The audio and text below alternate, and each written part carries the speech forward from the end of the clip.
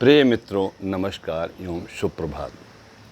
दोस्तों, आज मैं आपसे बहुत महत्वपूर्ण बातें करना चाहता हूँ। मैं अभी 2-3 महीने से जो वीडियो बना रहा हूँ, अब वो वीडियो मैं यूट्यूब चैनल पे भेजता हूँ।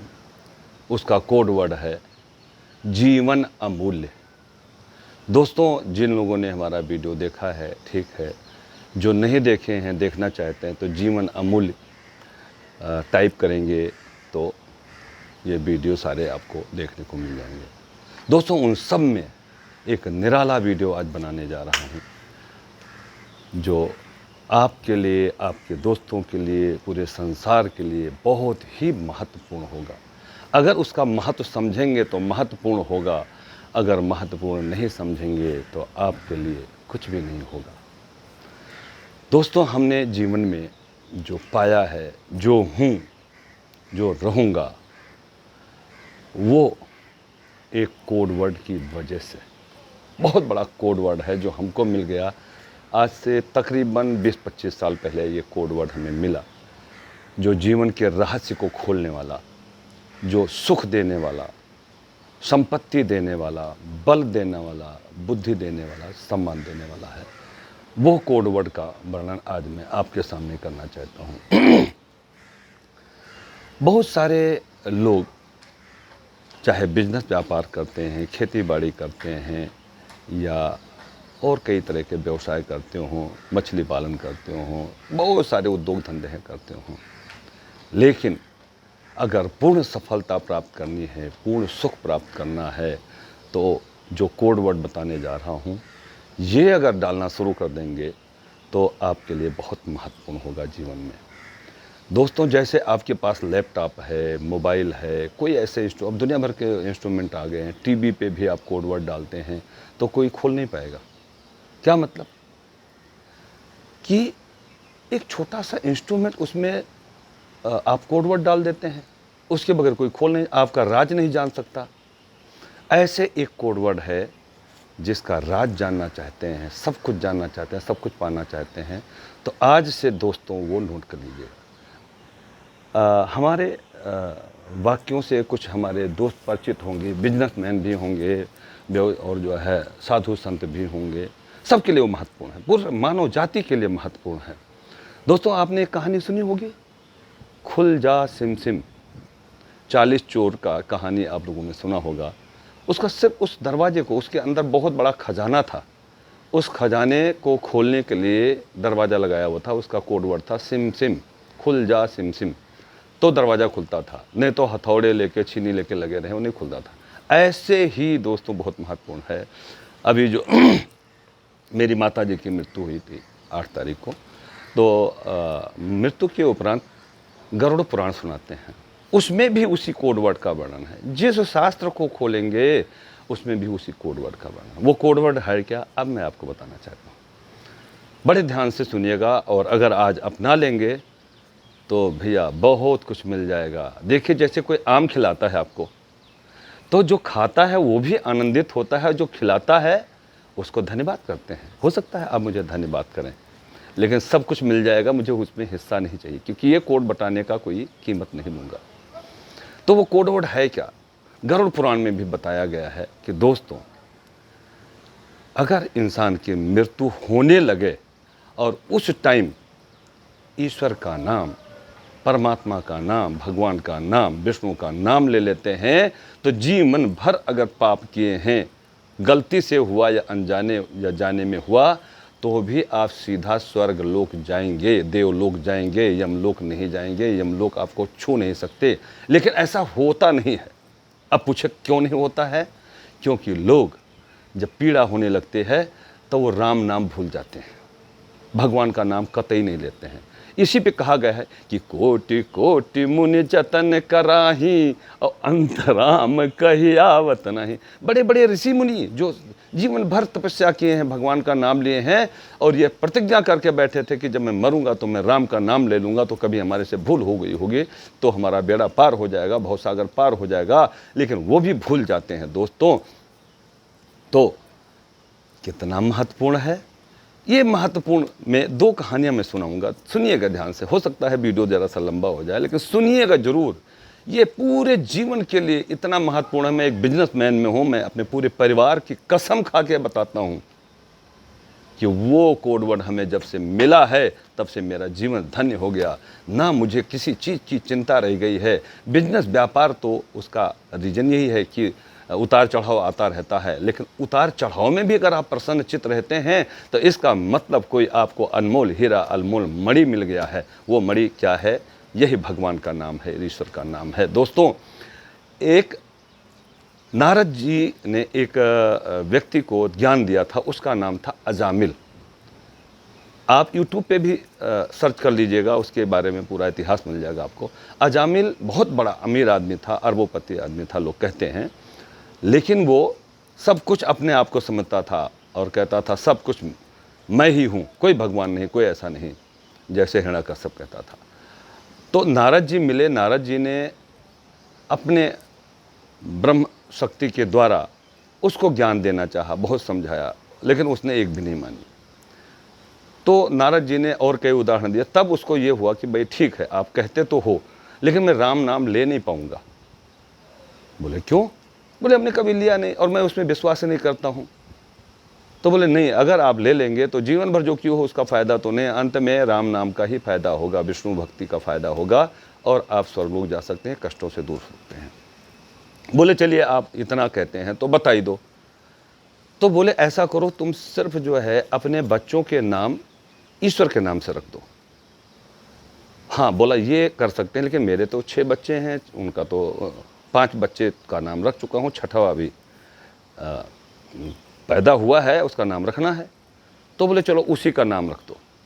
तो उसका नाम क्या रखा था नारद जी के कहने से? नारायण। तो जब वो मरने लगा अजामिल, तो अपने सारे बेटों को बुलाया, ए घिरहू, ए लखपति, ए करोड़पति, ए अरबपति, ए पृथ्वीपति, बहुत सारे नाम रखे हुए थे। कोई बेटा उसके सामने नहीं, और तड़फ रहा था, उसका प्राण निकल रहा था, पानी कोई देने वाला नहीं था।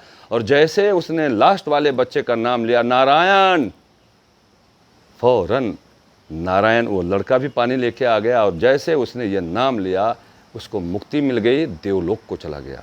कितनी शक्ति है नारायण मतलब भगवान विष्णु के नाम में। अब मैं अपनी बीती बताता हूँ। दोस्तों, मैं 25 साल पहले ऐसी ही भक्ति जब मिलती है तो जो ऊपर वाले की इच्छा होती है तभी मिलती है।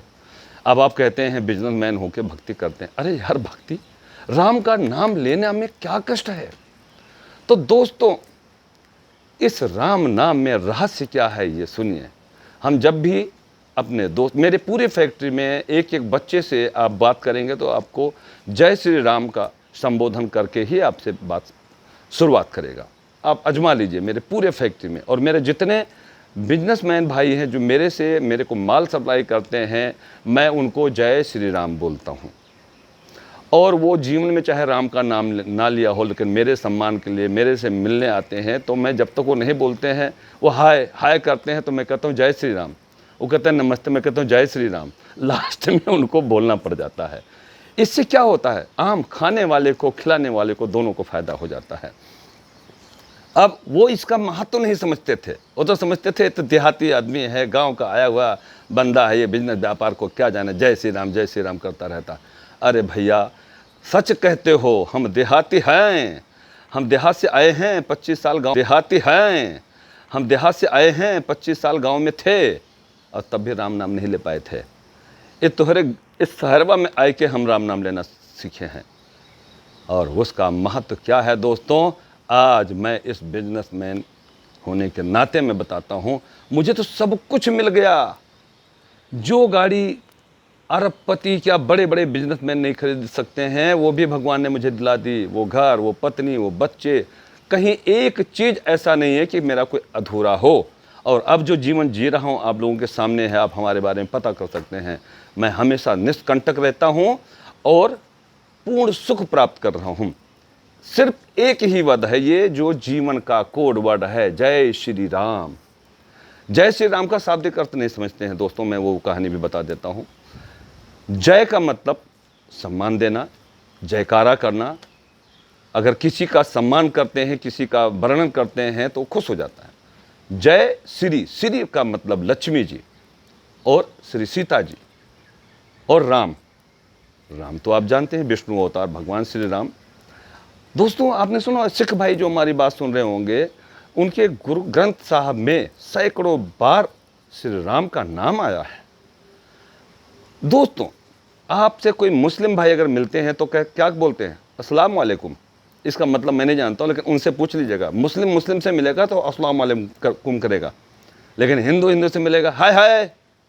भैया ज़िंदगी भर हाय हाय करते रहोगे। हाय का मतलब बड़े दुख से, हाय मर गया, हाय ये हो गया, इसको बोलते हैं हाय।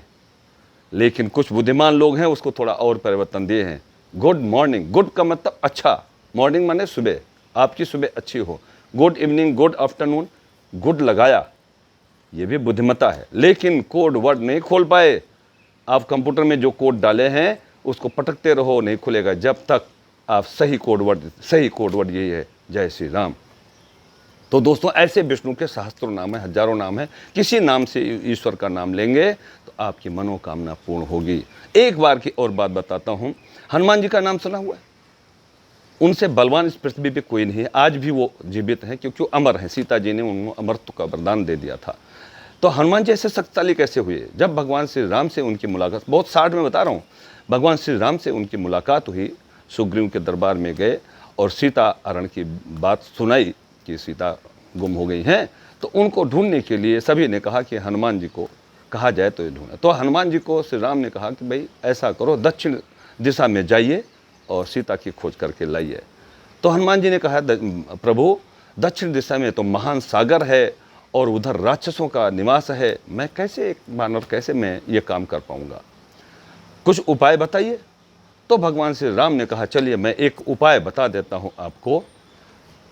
वो उपाय भगवान श्री राम ने पहली बार हनुमान जी को बताया था कि आप राम नाम, मेरा नाम 1,00,000 बार मेरा नाम ले लेंगे तो आपको जो शक्ति चाहिए, जो काम करना चाहेंगे आप कर लेंगे।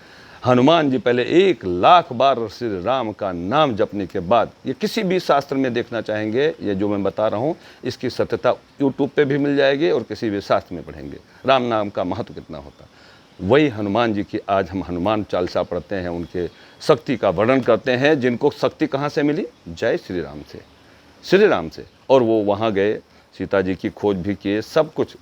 अतुलित बल धामा देह सैलाब देह, मतलब जो वो हैं उनका वर्णन तो इस धरती पे सभी लोग करते हैं, हिंदू भाई काफ़ी लोग करते हैं।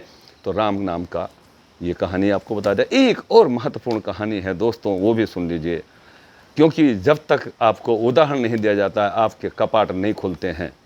और दोस्तों खोल दो, इस ही में आपकी भलाई है। दोस्तों एक कहानी और है।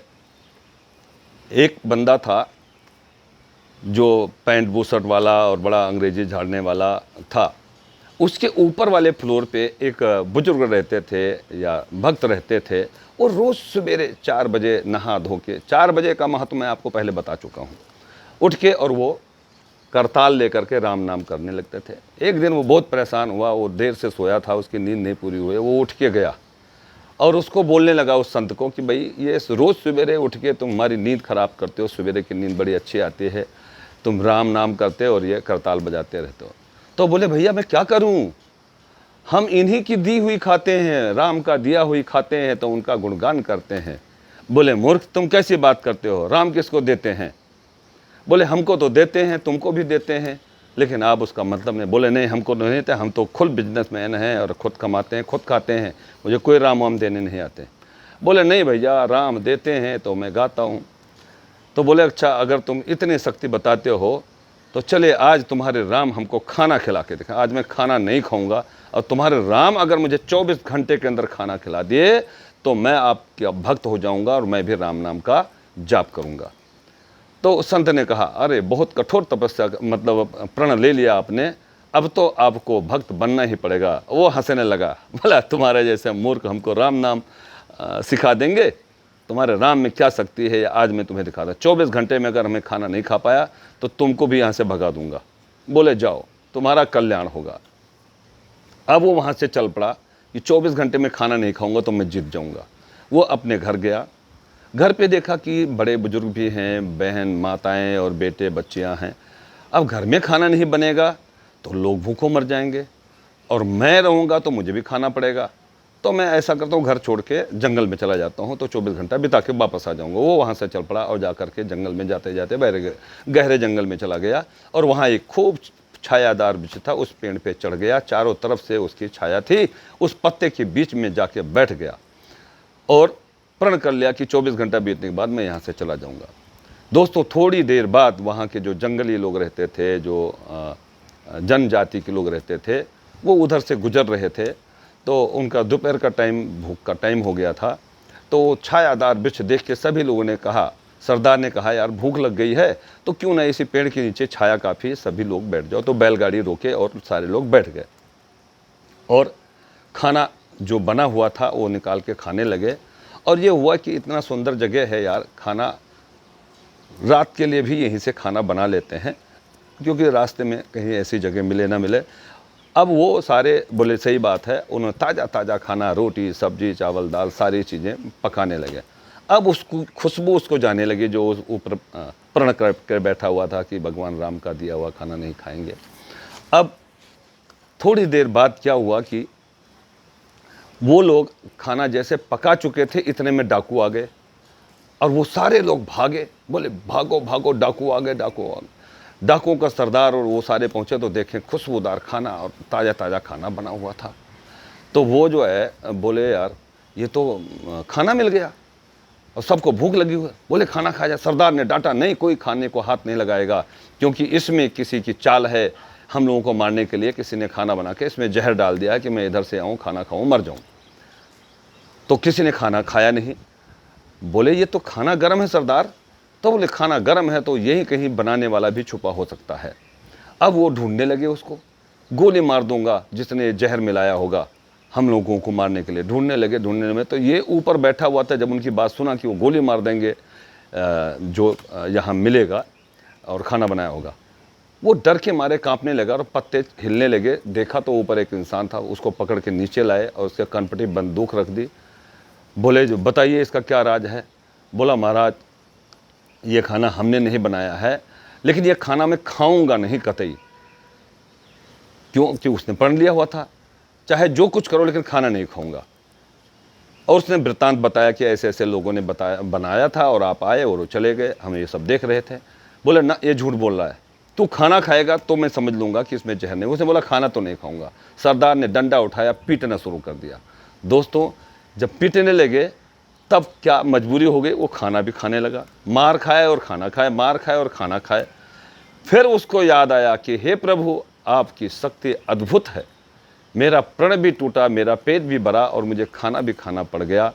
तो ऐसे आपने मुझे खाना खिला दिया अगर, तो ऐसी अद्भुत शक्ति सिर्फ प्रभु में ही हो सकती है। उस टाइम उन्होंने क्या कहा कि अजगर करे न चाकरी, पंछी करे न काम, और दास मलूका कह गए कि सबके दाता राम। दास मलूका की कहानी भी सुन लीजिए दोस्तों। दास मलूका वही बंदा था जो आगे चल के भक्त दास मलूका बना, जिसने दुनिया को ज्ञान भी दिया और खुद भी ज्ञानी हो गया। इस कहानी को सुनने के बाद, दोनों तीनों कहानियाँ सुनने के बाद, शायद आपकी अंतरात्मा में एक कोड वर्ड जो बोल रहा हूँ, जय श्री राम, जय श्री राम, जय श्री राम, जय श्री राम, जय श्री राम। दोस्तों, अगर सुखी रहना चाहते हैं, अच्छे बिजनेसमैन बनना चाहते हैं, अच्छे डॉक्टर बनना चाहते हैं, अच्छे इंजीनियर बनना चाहते हैं, तो सिर्फ इस कोड वर्ड को अपने अंदर डाल दिए। इससे आपका नुकसान तो बिल्कुल नहीं होगा। और ये एक मंत्र है, मैंने भगवान शिव का मंत्र भी सुनाया था, ओम जूम शाह लघु मृत्युंजय मंत्र है, और एक गायत्री मंत्र भी है, महामृत्युंजय मंत्र भी है। तो दोस्तों, कल मैं गायत्री मंत्र के बारे में बताऊंगा। अगर ये 2-3 मंत्र आप याद कर लेंगे तो आपके जीवन के लिए बहुत सुखद होगा। आज मैं अपनी वाणी को यही विश्राम देता हूँ। जय श्री राम।